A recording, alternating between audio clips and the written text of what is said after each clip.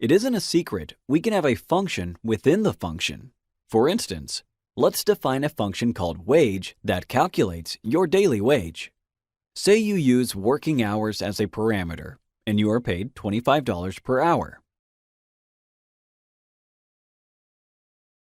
So this should work. Okay, good. Notice, I don't technically need the print command here.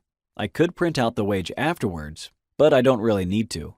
So I'll proceed this way, just returning the value I need. When you do well in a day, your boss will be very happy to give a bonus of $50 added to your salary. Hence, I'll define a with bonus function for you. And as a parameter, I will take again the working hours. But this time, I will allow myself to return directly the wage with working hours as an output, which would be the value obtained after the wage function has been run, plus the extra $50 you've earned.